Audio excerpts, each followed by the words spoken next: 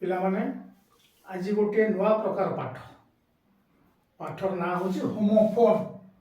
ହୋମୋଫୋନ୍ homo ମାନେ homo ଆଉ phone. Homo ମାନେ ସେମ୍ ଏକା, ଫୋନ୍ ମାନେ ସାଉଣ୍ଡ ଉଚ୍ଚାରଣ, ସମାନ ଉଚ୍ଚାରଣ ଶବ୍ଦ। ଦେଖ ବ୍ରେଡ୍ ବ୍ରେଡ୍ ମାନେ ରୁଟି, ବ୍ରେଡ୍ ହେଉଛି ରୁଟି। ଆଉ ତାର ଆଉ ଗୋଟେ ବ୍ରେଡ୍ ହେଉଛି BRED, ସେଇଟା ବ୍ରିଡ୍ର V3। ବ୍ରିଡ୍ ମାନେ ଜନ୍ମ ଦେବା, ବ୍ରିଡ୍ର V3 ହେଉଛି ବ୍ରେଡ୍। ତାର ଉଚ୍ଚାରଣ ଏକା, ବ୍ରେଡ୍ ରୁଟି ଆଉ ଇଏ ହେଉଛି ବ୍ରେଡ୍, ଜନ୍ମ ଦିଆହେଇଛି, ଜନ୍ମିତ। ନମ୍ବର 2 ସିନ୍ ମାନେ ଦୃଶ୍ୟ। ଏ ସିନ୍ ମାନେ ସିର V3, ସିନ୍। ଆଉ ଏ ସିନ୍ ମାନେ ପାପ, ସିନ୍ ମାନେ ପାପ। ନମ୍ବର 3 ଥ୍ରୋ, ଭର୍ବଟା ଫିଙ୍ଗିବା, ଫୋପାଡ଼ିବା।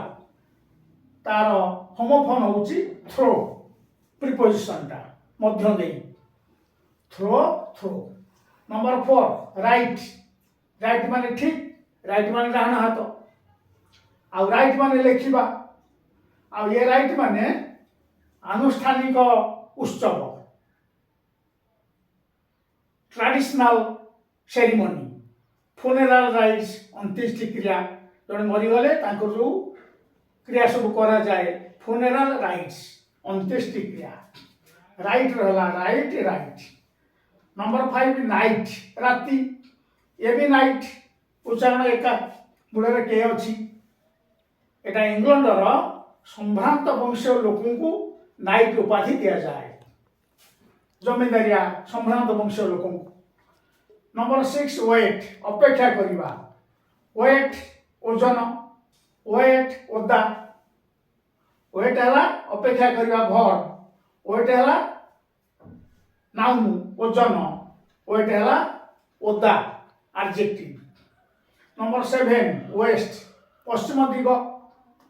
ୱେଷ୍ଟ ହେଲା ଅଣ୍ଟା, ୱେଷ୍ଟ ହେଲା ନଷ୍ଟ କରିବା।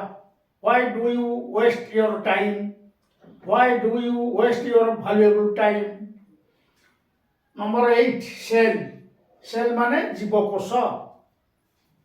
ଆନିମଲ ହଉ ପ୍ଲାଣ୍ଟ ହଉ, ବଡି ଗଢ଼ା ହେଇଛି ଜୀବକୋଷରେ, ସେଲ୍ରେ। ତାର ହୋମୋଫୋନ୍ ହେଲା ସେଲ୍, ଭର୍ବ ବିକିବା। ଏ ସେଲ୍ ବିକ୍ରୟ ନାଉନ୍, ଏ ସେଲ୍ ହେଲା ଭର୍ବ ନଈରେ ଡଙ୍ଗା ଭାସିବା। ପିଲାମାନେ ପେପର ବୋଟ୍ ଭସାନ୍ତି। ନମ୍ବର 9 ଟେଲ୍ କହିବା, ଭର୍ବ। ତାର ହୋମୋଫୋନ୍ ହେଲା tail, ନାଞ୍ଜ noun, tail.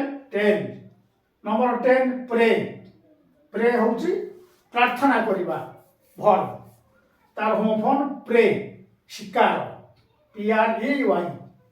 A Bisht of ପ୍ରେ, ଶିକାରୀ ଜନ୍ତୁ। ପ୍ରେ ହେଉଛି ଶିକାର ନାଉନ୍।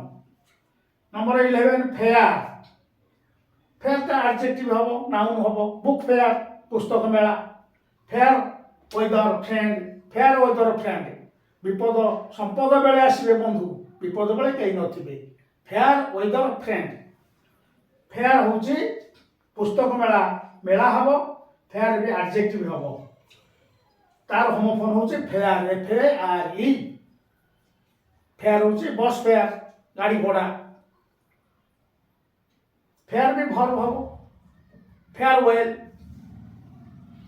ଆଚ୍ଛା ପିଲାମାନେ, 11ଟା ହୋମୋଫୋନ୍ ଶିଖେଇଲି, ଏସବୁ ପରୀକ୍ଷାରେ ପଡ଼େ। ଆଉ ଆଜି ଏତିକି ଥାଉ।